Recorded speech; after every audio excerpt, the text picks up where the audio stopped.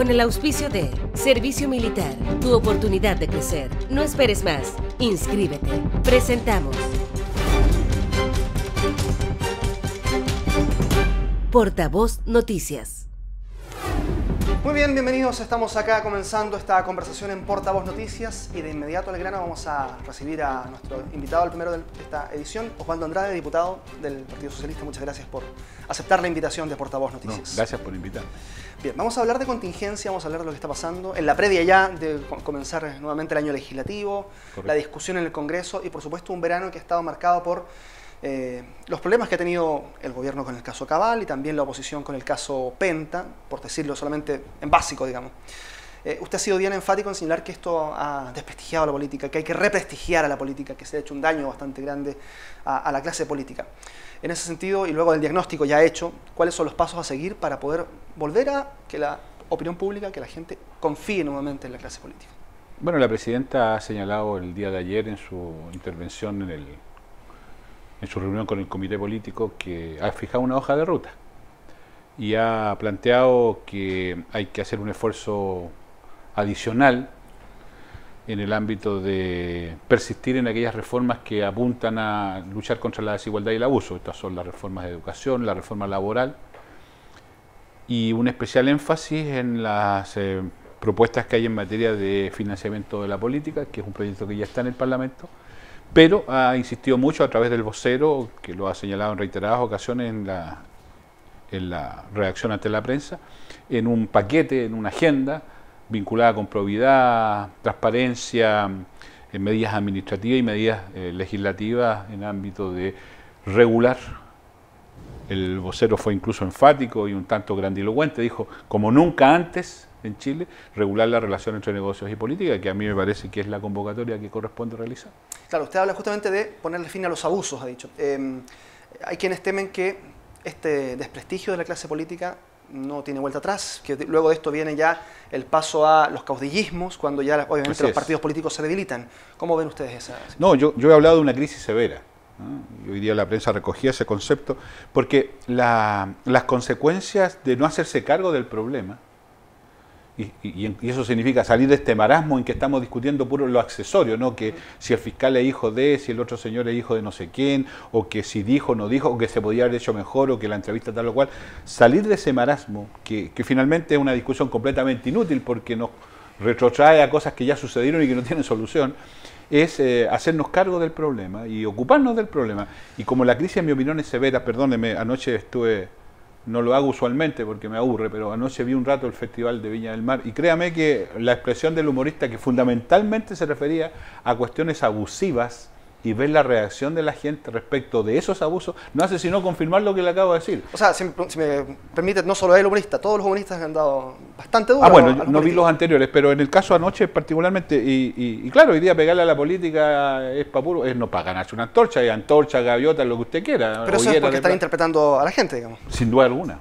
Por eso digo es que este es un problema severo.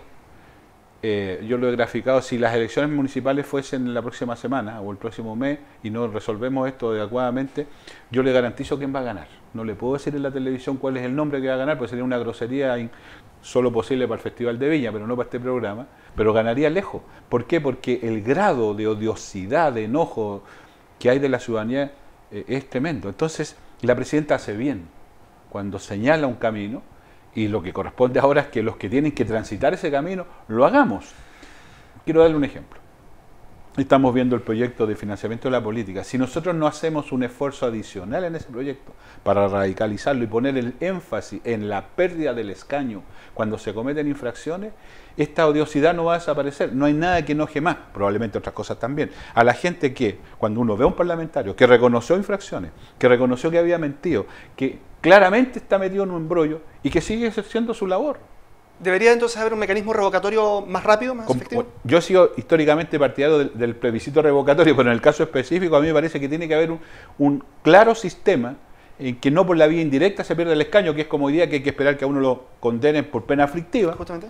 sino que haya un mecanismo directo. Eso significa dotar al CERVEL de más... O sea, significa un montón de cosas. Ya, ahora usted ha dicho que esta discusión ya se torna un tanto inútil en el sentido de que hay que mirar hacia adelante, pero de todas maneras esta discusión se torna útil en el sentido de que hay que reconocer los errores para poder ir mejorando. ¿Reconoció los errores la presidenta o el gobierno en este sentido? El mayor reconocimiento de los errores es la renuncia del señor Dávalos. El señor Dávalos... Pero él renunció sin dar paso a preguntas. Cuidado. Él dijo, se cometieron errores, pido perdón, no nos olvidemos.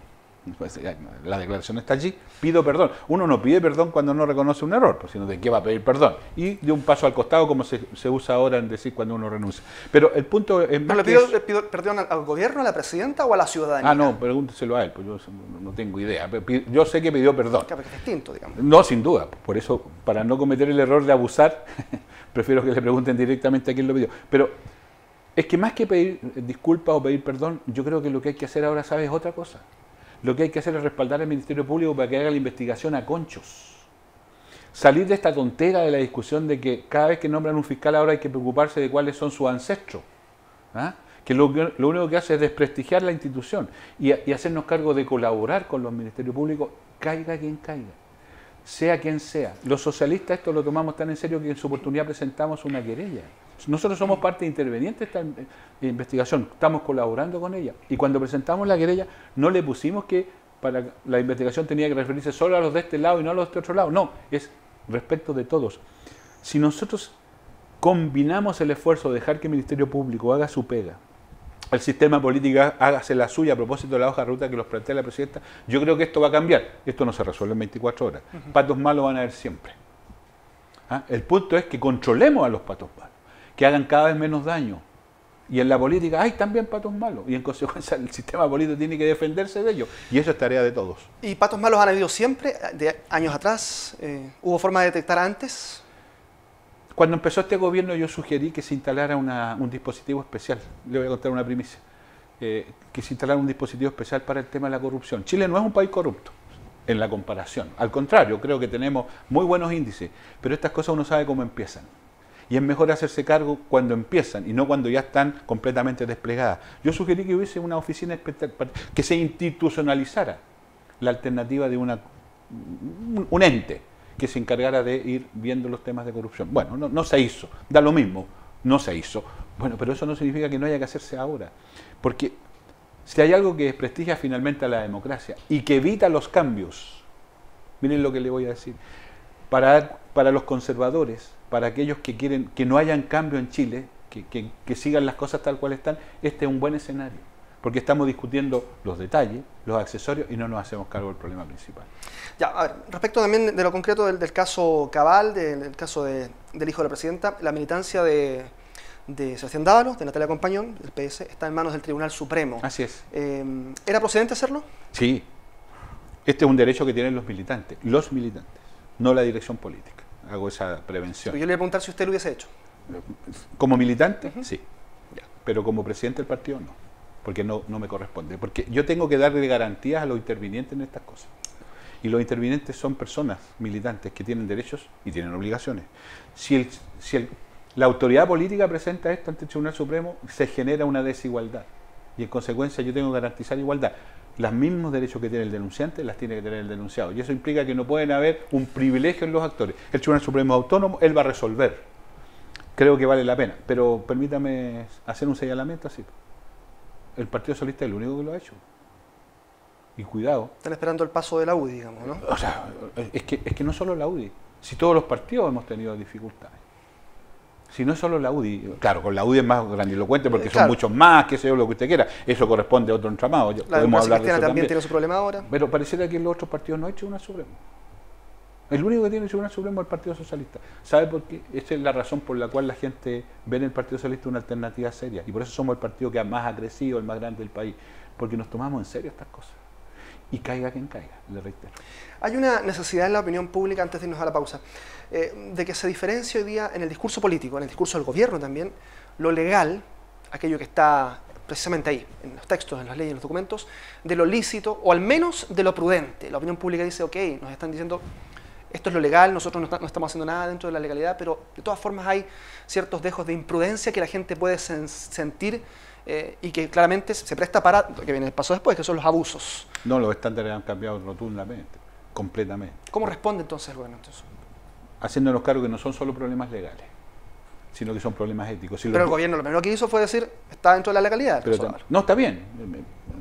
Se estaba imputando un delito y en consecuencia la respuesta era obvia. El punto es que cuando el militante Manner presenta esto al Tribunal Supremo del Partido Socialista, él no está persiguiendo la comisión de delitos, porque eso lo tendrá que determinar un tribunal normal. Claro. Lo que está persiguiendo es faltas a la ética del socialismo. Eso está en el ámbito de lo legítimo, de un reproche ético. Yo creo que lo que se ha perdido aquí es la relación entre la ética y la política. ¿Por qué? Porque lo que pasa hoy día es que para llegar a un escaño en el Parlamento la gente no trepida en ningún mecanismo, da lo mismo cómo hacerlo, lo importante es llegar. Se incorporó la lógica del mercado y de los negocios en la política. Entonces, cuando yo quiero ser diputado o senador, recurro a cualquier mecanismo, lícito o ilícito, ético o no ético. Y tanto es así que cuando lo logro, quedo inmune, por lo que ya le decía, porque puedo reconocer errores, infracciones, incluso delitos, perdone. Hay parlamentarias, para ser preciso, que están cumpliendo acuerdos en tribunales porque se acreditó que habían cometido infracciones en Lucas. ¿Quién? La diputada de... ¿Cómo se llama? Nogueira. Perdone que la memoria a esta altura... Sí, ella está cumpliendo un acuerdo. Pero sigue funcionando. Entonces hay una pérdida del sentido ético de las cosas. Con el mayor respeto, siempre la gente alega de la vieja política, qué sé yo. Mire, con Palestro eso no habría pasado, con la Carmen Lazo no habría pasado, con Aniceto Rodríguez, con la Laura Allende esas cosas no habrían pasado, por nombrar de los míos, probablemente hay de otros lados también. Hay que recuperar el sentido ético de la política. Y esto, perdone que lo insista en esto, hay que sacar los principios básicos del mundo privado, que echémosle para adelante a cualquier precio de la política. En política no es así. Ya, vamos a hacer una pausa. Sí, por favor, ¿Okay? Usted dirige este programa. Okay, vamos a la pausa, estamos de vuelta en segundos conversando con el diputado Osvaldo Andrade. ¡Fuego!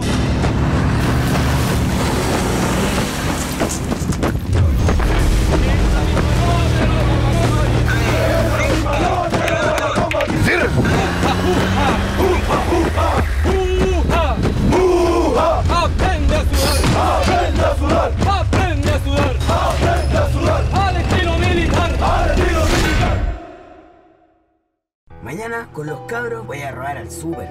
Mañana yo voy a probar la pasta base. Mañana me van a echar del colegio. Mañana otra vez mi papá volverá a pegarle a mi mamá. Mañana le voy a pegar a ese Mateo.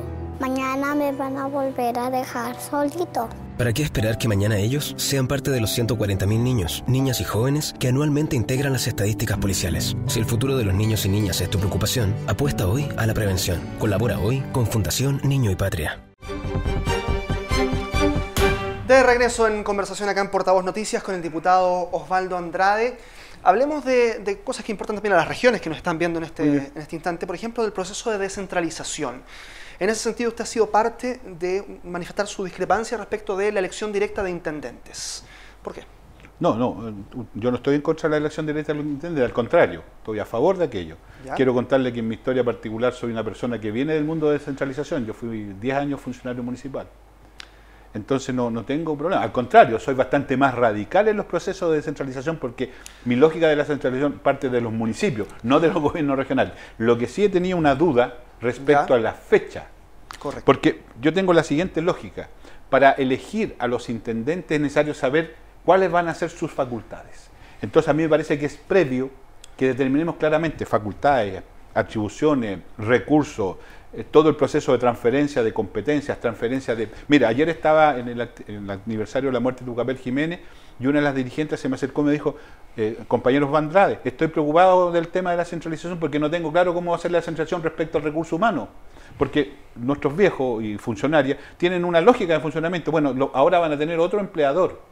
Bueno, de eso no lo hemos conversado. Entonces, esas cosas hay que precisarlas, de forma tal que cuando vayamos a elegir al intendente, sepamos bien lo que estamos eligiendo y qué competencias e idoneidades tiene que tener este intendente. Así que yo no tengo dudas respecto al proceso, le reitero, mi prevención es esta otra. Y entonces ya no sería dentro del gobierno de Bachelet una elección directa. Lo que yo le hablaba al gobierno, y en eso me hago responsable, es que hagamos un esfuerzo para darle más celeridad al proceso, al proyecto de ley en materia de competencias, de forma tal de que podamos cumplir con la perspectiva del gobierno de la presidenta Bachelet, que es el año 2017, la elección de mi tema es, yo no tengo inconveniente en esa fecha, pero le reitero, a mí me parece casi de sentido común que sepamos bien qué autoridad estamos eligiendo. Ese es mi punto. Quedan algunos segundos. Brevemente, diputado, viene un año legislativo ya comenzando, la discusión de la reforma laboral está muy importante, claro. Por supuesto usted como exministro también tiene esa discusión ahí muy latente. ¿Cómo usted prevé estos primeros meses de...?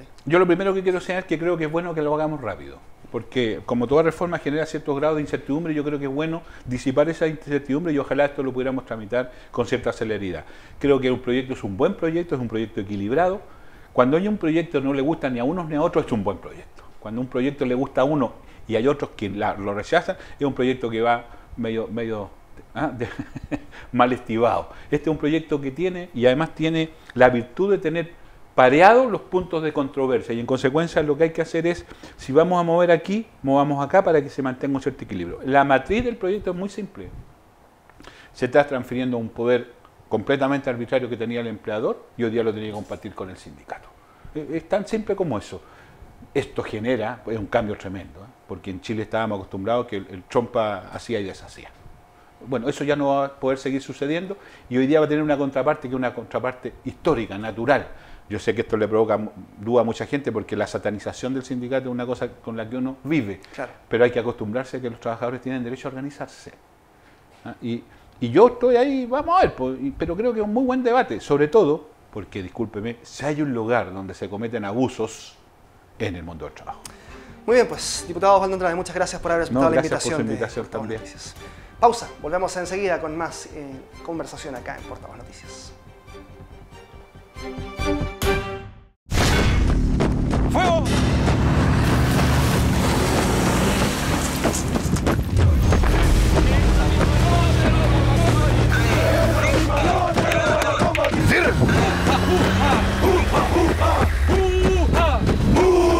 ¡Aprende a sudar! ¡Aprende a sudar! ¡Aprende a sudar! ¡Aprende a sudar! ¡Al estilo militar! ¡Al estilo militar! Muy bien, estamos de regreso en Portavoz Noticias. Vamos a seguir con la conversación política en esta jornada. Vamos a hablar ahora con el diputado de la UDI, Javier Macaya. Diputado, muchas gracias por aceptar la invitación de Portavoz Noticias. Gracias a ustedes por la invitación, Carlos. Hablemos de cosas que interesan a las regiones, pero en general a todo el país, lo que está ocurriendo hoy día con la política.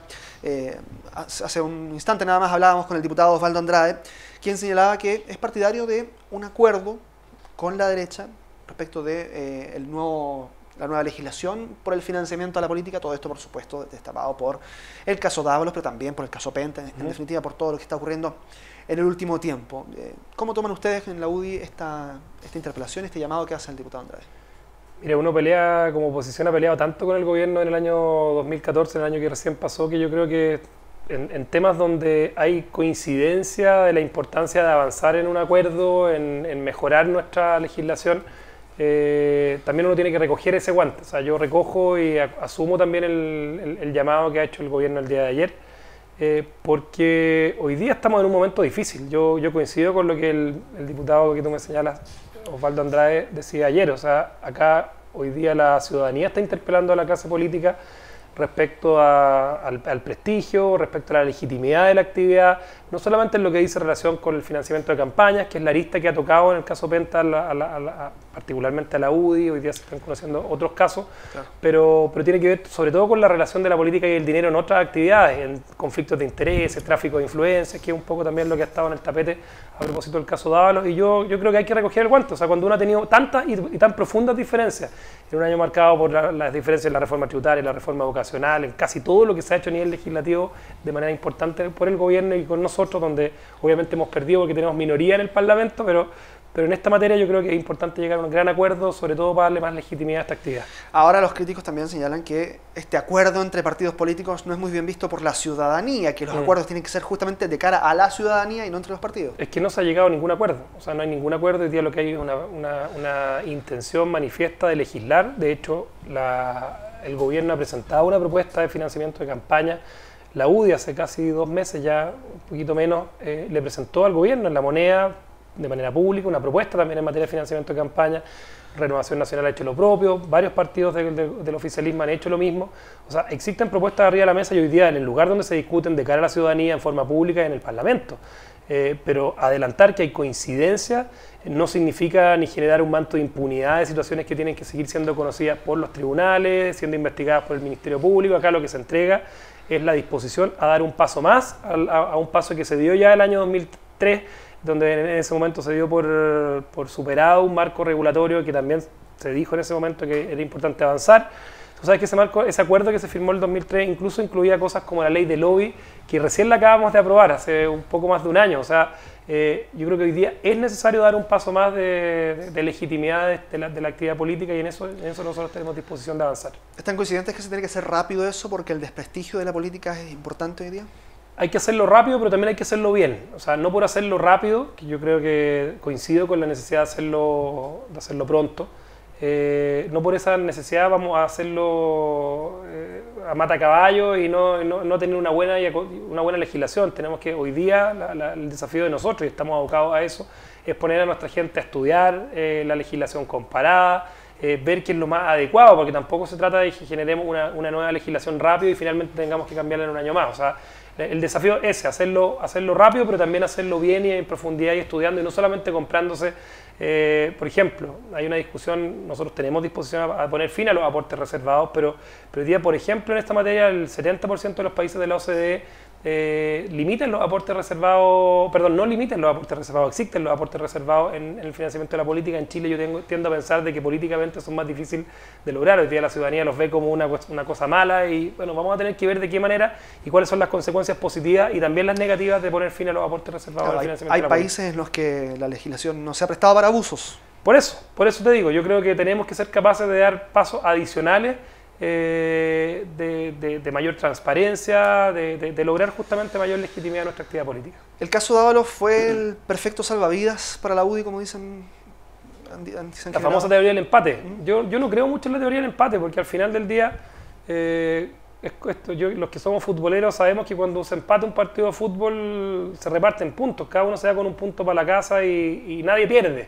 Yo creo que acá Chile, la clase política ha perdido mucho, de lado y lado. No hemos tenido un ganador y todos a lo mejor hemos sido perdedores. No hay empate, no veo empate yo, y creo que lamentablemente esta situación ha generado una sensación de que es importante dar pasos más en la relación de la política y el dinero, en los conflictos de intereses, y en lo que es el financiamiento de campaña, también la conciencia de que el marco regulatorio ha sido excedido, no solamente por la UDI a propósito del caso Penta, sino que en términos generales basta cualquier persona que ha ido por la calle y se haya encontrado con una paloma, con un letrero en el mes de julio, cuando las elecciones son en noviembre, tiene que hacerse la pregunta: ¿cómo se financió ese letrero? Eso está fuera del marco regulatorio del periodo ordinario de campaña, y al final del día a lo mejor son preguntas que no se hacen el día a día, y esas cosas van a tener que ir terminando con la nueva forma y la nueva relación de la política y el dinero y las campañas.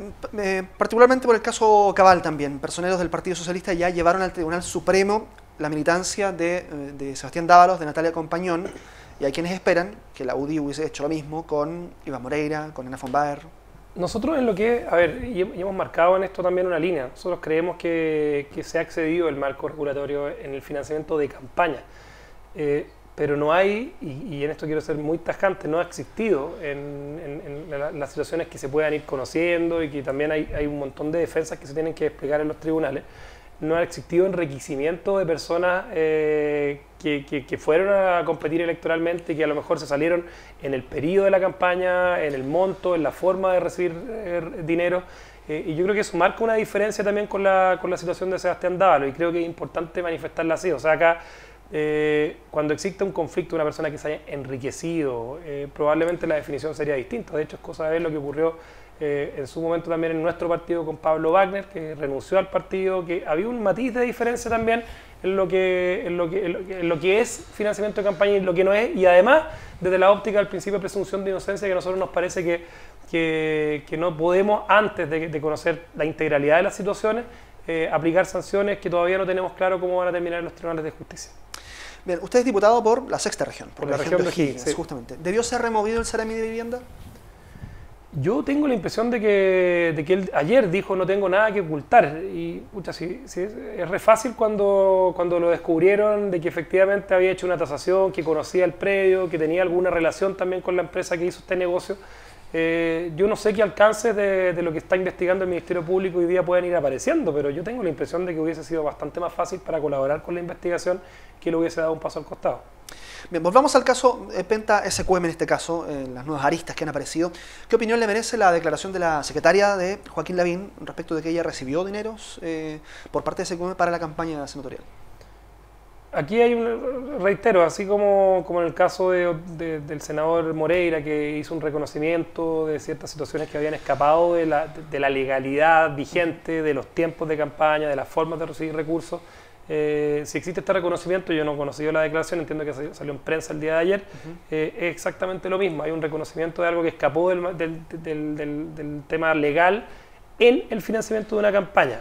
En el financiamiento de una campaña política. De un candidato de la UDI. De un candidato de la UDI, ¿no? Y en eso estamos claros, ahí es la razón por la que nosotros hacemos también un mea culpa, pero lo hacemos también exigiendo y pidiendo que no seamos hipócritas para mirar esta situación, o sea, que tengamos la capacidad de entender que aquí hay un problema. Te reitero, el ejemplo de una persona que a lo mejor no se hace la pregunta, de una persona que va caminando por la calle y fuera del periodo de campaña se encuentra con un letrero o hay publicidad en la radio, o una persona que pueda revisar la contabilidad de un candidato, que uno caminando por la calle se encontró con una campaña que al ojo sale 500 millones de pesos y en el papel declara que gastaron 20 millones de pesos. O sea, algo hay en esa diferencia de lo que se declara y lo que se hizo y una oscuridad que en definitiva yo creo que es importante regularla. En lo que tú me dices, bueno, ellos habrán asumido esta situación en los tribunales de justicia también y tendremos que esperar también que sean los tribunales de justicia los que finalmente determinen si esta situación está en el ámbito de una falta, de un delito o no, y nosotros somos respetuosos de lo que finalmente pueda terminar ocurriendo en los tribunales porque son independientes en esta materia. Claro, ahora yo se lo preguntaba al diputado Osvaldo Andrade también antes respecto de este marco de la legalidad, lo que es legal, también sobre lo que es ilícito, lo que es prudente, en definitiva, por último, digamos, uno dice, la ciudadanía está esperando que los políticos, que la clase política asuma la imprudencia al menos de ciertos actos. Por ahí ha hecho falta eso, ¿no? Sí, yo coincido, claramente no fue prudente, o sea, y ciertamente los estándares actuales ya no se sostiene que el financiamiento de una campaña política exista oscuridad, y probablemente en los acuerdos que tengamos que llegar con el gobierno y a futuro lo que vamos a tener que hacer es ver sanciones de pérdida del cargo para las personas que cometan un error o una cuestión que exceda el marco regulatorio. Yo escuchaba propuestas estos días, una muy interesante, un jurista de la democracia cristiana, Patricio Zapata, que él hablaba de un rol de superintendencia del servicio electoral con facultades justamente para hacer de tribunal, incluso para que una persona eventualmente pueda hasta perder el cargo en caso de que se haya excedido de lo regular, de lo legal en el financiamiento de una campaña. Yo creo que esos estándares van a llegar para quedarse, o sea, no vamos a volver a vivir probablemente campañas con la oscuridad que se tenía muchísimo más profunda antes del 2003 y bueno, con ciertas situaciones que escaparon del marco regular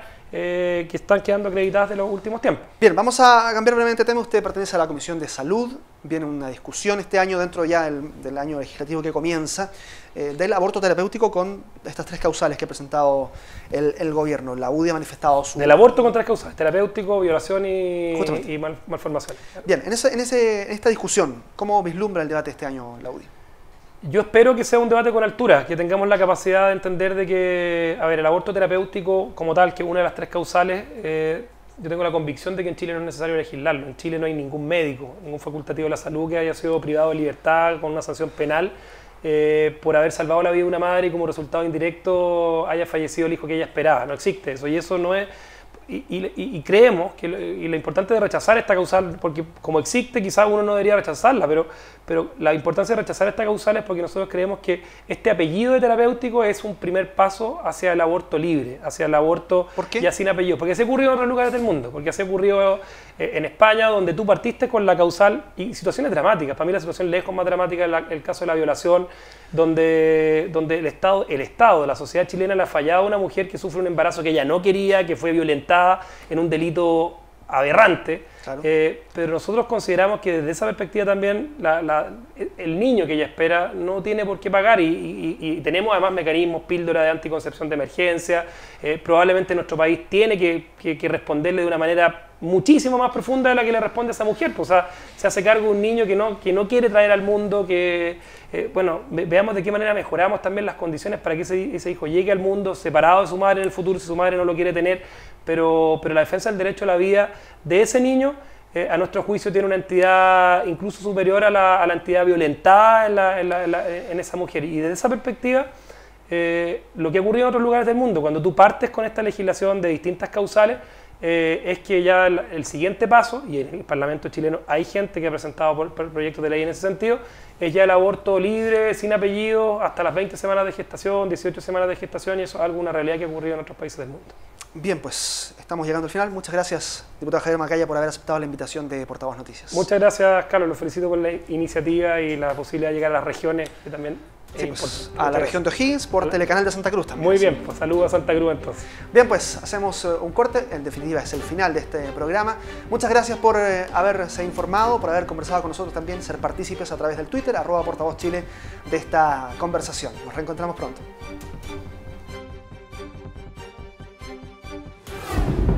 Con el auspicio de Servicio Militar, tu oportunidad de crecer. No esperes más, inscríbete. Hemos presentado Portavoz Noticias.